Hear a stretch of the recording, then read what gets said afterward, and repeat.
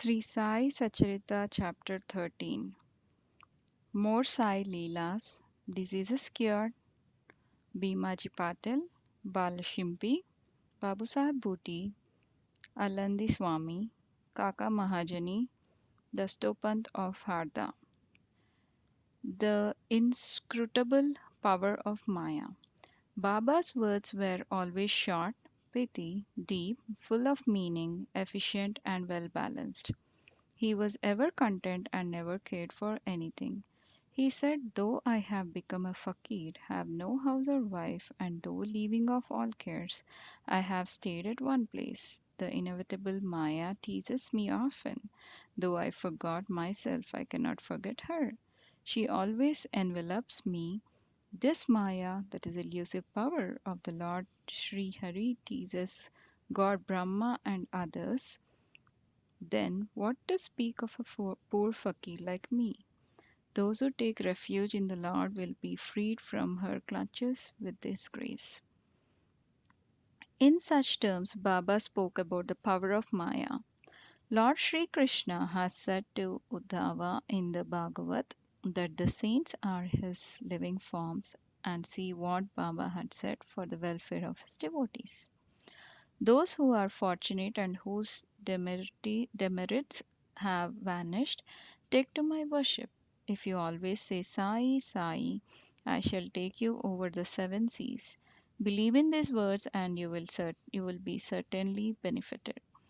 I do not need any paraphernalia of worship, either eightfold or sixteenfold. I rest there where there is full devotion.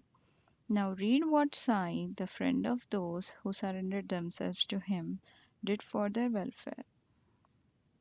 Bhimaji Patil.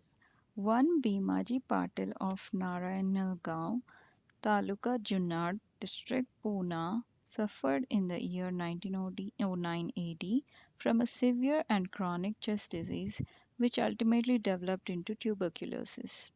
He tried all sorts of pathos, that is, remedies, but to no effect. Losing all hopes, he ultimately prayed to God, O Lord Narayana, help me now. It is a well known fact that when our circumstances were well off, we do not remember God, but when calamities and adversities overtake us, we are reminded of Him. So Bhimaji now turned to God. It occurred to him that he should consult Mr. Nana Sahib Chandorkar, a great devotee of Baba, in this respect. So he wrote to him a letter, giving all details of his malady and asking for his opinion. In reply, Mr. Nana Sahib wrote to him that there was only one remedy left, and that was to have recourse to Baba's feet. Relying on Mr. Nana Sahib's advice, he made preparations for going to Shirdi. He was brought to Shirdi and taken to the masjid and placed before Baba. Mr. Nana Sahib and Shama, that is mother of Deshpande, were then present. Baba pointed out that the disease was due to the previous evil karma and was not at first disposed to interfere. But the patient cried out in despair that he was helpless and sought refuge in him, as he was his last hope, and prayed for mercy.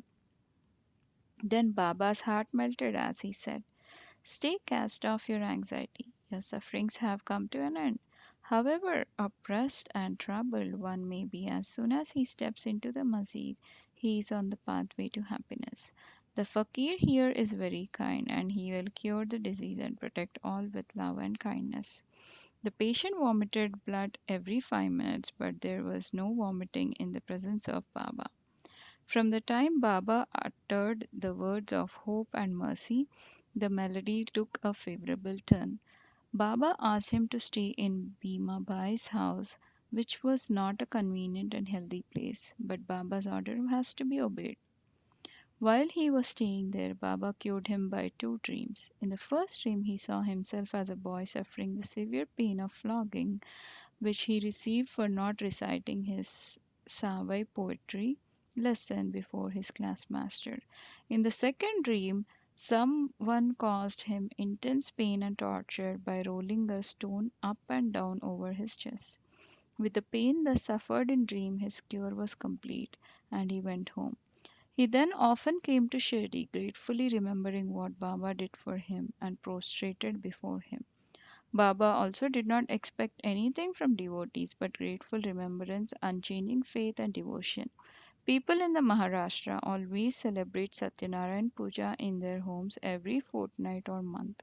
But it was this Bhimaji Patil who started a new Sai Satyavrata Puja instead of Satyanarayana Vrata Puja in his house when he returned to his village. Bala Ganpat Shimpi.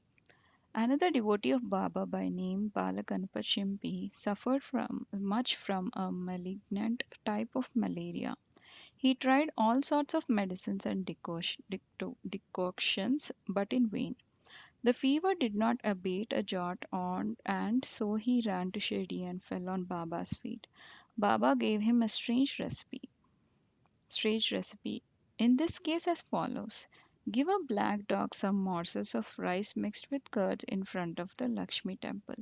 Balashimpi did not know how to execute this recipe, but no sooner he went home than he found rice and curds. After mixing them together, he brought the mixture near the Lakshmi temple when he found a black dog waving his tail.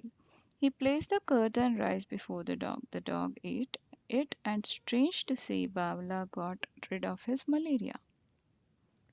Bapu Sahib Bhoti. Shriman Bapu Sahib Bhoti suffered once from dysentery and vomiting. His cupboard was full of patent drugs and medicines, but none of them had any effect. Babu Sahib got very weak on account of purgings and vomitings and therefore was not able to go to the masjid for Baba's darshana. Baba then sent for him and made him sit before him and said, "Now take care, you should not purge any more." And waving his index finger, "The vomiting must also stop." Now look at the force of Baba's words. Both the maladies took to their heels, disappeared, and Booty felt well. On another occasion, he had an attack of cholera and suffered from severe thirst. Dr. Pillai tried all sorts of remedies but could give him no relief. Then he went to Baba and consulted him on what to drink that would allay his thirst and cure the disease. Baba prescribed an infusion of almonds, walnuts, pistachios, a kind of dry fruit, boiled in sugared milk. This would be considered as a fatal aggravation of the disease by any other doctor or physician, but in implicit obedience to Baba's order, the infusion was administered, and strange to say, the disease was cured. Alandi Swami. A Swami from Alandi, wishing to take Baba's darshana, came to Shirdi. He suffered from a severe pain in his ear, which prevented him from getting the sleep. He was operated for his, but it served no purpose. The pain was severe and he did not know what to do. While he was returning, he came to take Baba's leave when Shama, Madhara Deshpande, requested Baba to do something for the pain in the Swami's ear. Baba comforted him, saying, Allah acha karega. God will do good. The Swami then returned to Pune and after a week sent a letter to Shirdi stating that the pain in his ear had subsided, though the swelling was there, and in order to get the swelling removed, he went to Bombay for operation. But the surgeon, on examining the ear, said that no operation was then necessary. Such was the wonderful effect of Baba's words. Kaka Mahajani. Another devotee named Kaka Mahajani suffered once from diarrhea. In order that there should be no break in his services to Baba, Kaka kept a tambia pot with water in some corner of the masjid, and whenever there was a call, he would go out. As Sai Baba knew everything, Kaka did not inform him of his disease, thinking that Baba would of his own cure it soon. The work of constructing the pavement in front of the masjid was permitted by Baba, but when the actual work was begun, Baba got wild and shouted out loudly. Everybody ran away, and as Kaka was along doing the same, Baba caught hold of him and made him sit there. In the confusion that followed, somebody left a small bag of groundnuts. Baba took a handful of groundnuts, rubbed them in his hands, blew away the skin, and gave the clean nuts to Kaka and made him eat them. Scolding and cleaning the nuts and making Kaka eat them went on simultaneously. Baba himself ate some of them. Then, when the bag was finished, Baba asked him to fetch water as he felt thirsty. Kaka brought a pitcher full of water. Then Baba drank some and made Kaka also drink it. Baba then said, "Now your diarrhea has stopped and you may attend to the work of the pavement." In the meanwhile, other persons who had run away returned and started the work, and Kaka, whose motions had stopped, also joined them. Are groundnuts medicine for diarrhea? According to current medical opinion, groundnuts would aggravate the disease and not cure it. The true medicine is in this, as in other cases, was Baba's word. Dattopant of Harda. A gentleman from Harda by name Dattopant suffered from stomach ache for 14 years. None of the remedies gave him any relief. Then, hearing of Baba's fame that he cures diseases by sight, he ran to Shirdi and fell at Baba's feet. Baba looked at him kindly and gave him blessings. When Baba placed his hand on his head and when he got Baba's udi with blessing, he felt relieved and there was no further trouble about the malady. Towards the end of this chapter, three cases are cited in footnotes. Madhavrao Deshpande suffered from piles. Baba gave him the decoction of Sonamukhi, that is senna pods. This relieved him. Then, after 2 years, the trouble again recurred, and Madhavrao took the same decoction without consulting Baba. The result was that the disease aggravated, but later on it was cured by Baba's grace. Kaka Mahajani's elder brother Gangadhar Pant suffered for many years from stomach pain. Hearing Baba's fame, he came to Shirdi and requested Baba to cure him. Baba touched his belly and said, "God will cure."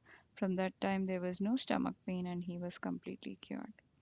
Nana Sahib Chandorkar also once suffered from intense stomach pain. He was restless the whole day and night. Doctors administered syringes which produced no effect.